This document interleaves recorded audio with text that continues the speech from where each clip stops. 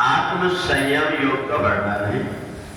पार्थ नैवेद नामुत्र विनाशस्त विद्यते नारी कल्याण कृत कश्चित दुर्गतिम ताद गच्छति। भगवान ने अर्जुन को बताया कि जीवन में कब किस प्रकार की घटना घटती है ये कोई मनुष्य को पता नहीं रहता, परंतु परमात्मा को पता रहता है। परमात्मा उस व्यक्ति को जो अच्छे कर्म में लगा हुआ है, अच्छा काम करता है, उसको किसी न किसी रूप में बचा लेता है। तो इसलिए उसकी कोई प्रकार की दुर्गति नहीं होती। संसार में व्यक्ति सोचता है हमारी जान बची रहे, धन फिर से आते जाते रहेगा, ऐसा मान करके व्यक्ति सोचता है। परमात्मा भी ये सोचता है कि जब जीवात्मा खाली हाथ आता है, परमात्मा उसको यहाँ सब कुछ दे देते हैं, पर उसके जीवन में कोई घटने वाली अगर कोई घटना होती है तो घटना को दूसरे ढंग से अलग करके उसको उस मुसीबत से भगवान बचा देते हैं। और इसलिए जीवन की बहुत सारी विचित्र घटनाएं ऐसी हो जाती हैं जिनमें हमारी बुद्धि काम नहीं आती कि हमारे साथ में इस प्रकार का कैसे हो गए। तो यही बात भगवान अर्जुन को कहते हैं कि जिस व्यक्ति ने गीता का एक शब्द भी सुन लिया, उन व्यक्ति के अंदर के जितनी भी प्रकार की गंदगी है, अनेक जन्मों के जो कचरा इकट्ठा है, वो कचरा दूर हो जाता है। और इसलिए अच्छे कर्म करने वाले व्यक्ति की दुर्गति नहीं होती। संसार की वस्तुएं आती और जाती रहती है, पर मनुष्य के जीवन से बढ़कर के और कोई चीज नहीं होती। इसलिए परमात्मा कोई ना कोई ऐसा उपाय बना करके उसके जीवन में घटने वाली घटनाओं को अलग कर देते हैं। और इसलिए बहुत से जो व्यक्ति हैं अपने आप को अपने बुद्धि पर जितना विश्वास नहीं करते उतनी परमात्मा पर करते हैं। और जैसे गीता में हमें जिस प्रकार से भगवान श्री कृष्ण छोटे से बालक को जैसे ज्ञान देते हैं कि तुम्हें ये करना चाहिए, तुम्हें ऐसा करना चाहिए, ऐसे संतों ने अनेक ग्रंथ हैं। गुरुवाणी में गुरु नानक जी ने उन्हें बताया, सुखमणि में अनेक प्रकार के हमारे जीवन के सूत्र बताया कि हमारे जीवन में सुख कैसे मिलेगा। ऐसे गीता हम कैसे जिए ताकि परमात्मा से हमारा नाता जुड़ा रहे, इसलिए गीता का ज्ञान है।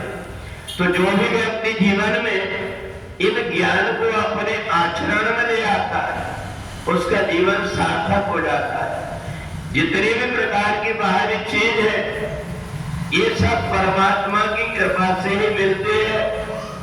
और परमात्मा के द्वारा जब ये जीवात्मा संसार में आता है, जो जो देना है सब कुछ दे देता है। क्योंकि जीवात्मा एक कपड़ा भी लेकर के नहीं आता, खाली हाथ आता है।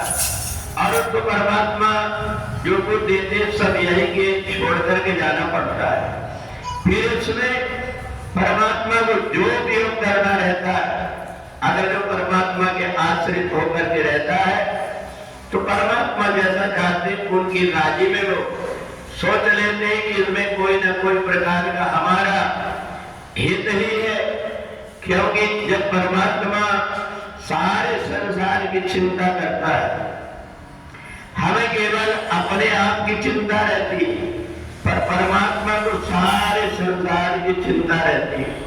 इसलिए भगवान अर्जुन को जैसे छोटे से बालकों को समझाते हैं, ऐसे बताते हैं कि जीवन में हम जो सत्कर्म करते हैं, अच्छे कर्म करते हैं, पता नहीं पहले जन्म की कौन सी मुसीबत उसको छोटे में लेकर के टाल देती है। और इसलिए हम जब परमात्मा से जुड़े रहते हैं तो हमारे चाहते हैं परमात्मा को भी अपना मान करके और परमात्मा से भी अपनापन का व्यवहार बना ले। और समझदार व्यक्ति संसार में आकर के अपने सब प्रकार के काम को करते हुए भी जैसे अपने परिवार के सदस्य होते हैं वैसे परमात्मा को भी अपने परिवार का सदस्य मान करके उनकी सेवा में उनके भजन में लगा रहता है। और पूरा जीवन परमात्मा के आश्रित रहने वाले व्यक्ति को बाद में क्या चाहिए इसकी व्यवस्था भी परमात्मा करते हैं।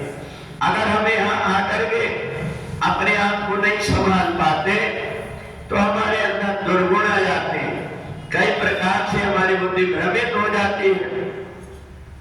और इसलिए जो परमात्मा से जुड़ा रहता है उसकी बुद्धि भी पवित्र रहती है। उसको क्या करना चाहिए ये भी पता रहता है। शक्ति की आराधना करके और दानवों ने भी कई प्रकार की शक्ति प्राप्त कर लिया परंतु उनको प्राप्त करके दुरुपयोग करने लगते हैं। तो इसलिए गीता हमें अच्छे बुद्धि प्रदान करती ताकि हम अच्छे रास्ते पर चले। इधर जब महिषासुर ने देखा कि मैंने सब प्रकार से साधना कर लिया हूं, मेरा कोई कुछ नहीं कर पाएगा, तो अमर होने की सोचने लगा। उन्हें वरदान मांग लिया कि मैं अमर हो जाऊं। ब्रह्मा ने कहा अमर तो नहीं हो सकते, मरना तो पड़ेगा ही। तो कहा मेरा पद कोई भी पुरुष ना कर सके। भगवान ने तुरंत वरदान दे दिया। पर जब मौत का समय आया तो आदिशक्ति भगवती के रूप में आदिशक्ति भगवती जगदम्बा ने महिषासुर का वध कर दिया। क्योंकि बुरे कर्म करने वाले का एक न एक दिन अहित जरूर होता है। तो इसलिए परमात्मा ने जो कुछ भी हमें ज्ञान के सूत्र दिया, इन सूत्रों में परमात्मा ने हमें किस परिस्थिति में किस प्रकार से रहना है ये सिखा करके, और जो परमात्मा के आश्रित रहता है परमात्मा उसको दोनों दोनों हाथ में संभाल नहीं पाता, इतना हजार हाथों से देता है। पर जब जैसी परिस्थिति रहती है उसके अनुरूप जो परमात्मा की इच्छा में अपने आप को मिला लेता है उसका जीवन ही धन्य हो जाता है। बोले वृंदावन बिहारी लाल की